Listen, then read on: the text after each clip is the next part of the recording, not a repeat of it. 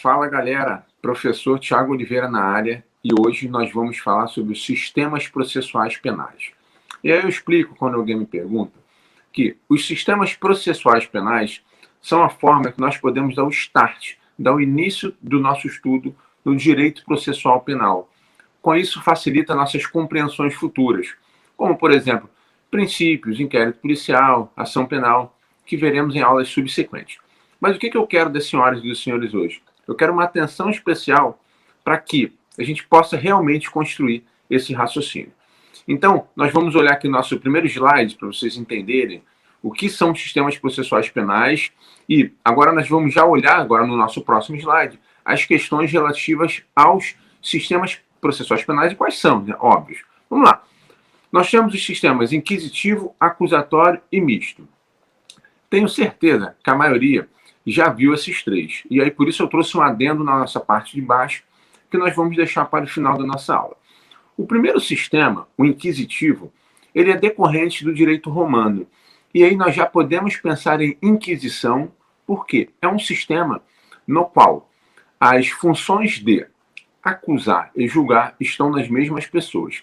Aí, olhem comigo aqui, por gentileza, uma maior atenção. Se eu tenho uma mesma pessoa acusando e julgando, vocês vão conseguir perceber o seguinte: olha só, se eu tenho um julgador que também está acusando, não tem imparcialidade, eu não terei o quê? Contraditória e ampla defesa. Ou, se eu tiver, será de forma muito precária. É um sistema que não tem aplicação no nosso ordenamento, certo? O nosso ordenamento aqui, o brasileiro, mas tem a sua importância para o estudo, para que a gente possa compreender. Esse é o primeiro ponto. Bom, vamos seguir aqui no slide, só para a gente ver e a gente se alocar. Podemos perceber que estamos agora no sistema acusatório. Para que não tenha suspense, não tenham dúvidas, o que a gente vai pensar? Tiago, o nosso ordenamento adota qual sistema? O sistema acusatório. Artigo 3º-A do Código de Processo Penal, conforme inovação legislativa pelo pacote anticrime. A doutrina já entendia dessa maneira, não majoritariamente, mas entendia. E aí, no sistema acusatório, vocês vão perceber que contraditória e ampla defesa funcionam melhor. Nós temos uma imparcialidade funcionando. Por quê, Tiago? Porque vocês vão olhar e vão ver que é uma pessoa que acusa, uma pessoa que julga. Ou seja, as funções de acusar e julgar estão com pessoas diversas, pessoas distintas. Então, obviamente, aqui o juiz pode e deve funcionar com uma imparcialidade melhor. Tá.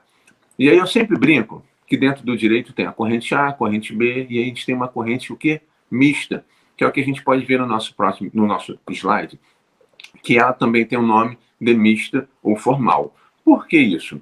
Porque ela tem na primeira fase uma característica inquisitiva. Ela é dividida em duas fases. A primeira característica dela é ser inquisitiva, em um primeiro momento. Em um momento posterior, ela torna-se o quê? Torna-se acusatória. Não é adotado no nosso sistema, em que pese anteriormente ao pacote anticrime, algumas pessoas entenderem que seria esse sistema. Esse é o ponto. Tiago, você falou para mim que tem um asterisco. E aí eu sempre brinco em sala de aula que nós temos uma cereja do bolo. Qual é a cereja do bolo? Nem todos os manuais, nem todas as doutrinas trazem isso. Mas vocês conseguem perceber em alguns artigos jurídicos. Quais artigos jurídicos você acha isso, Tiago? Artigos bem específicos.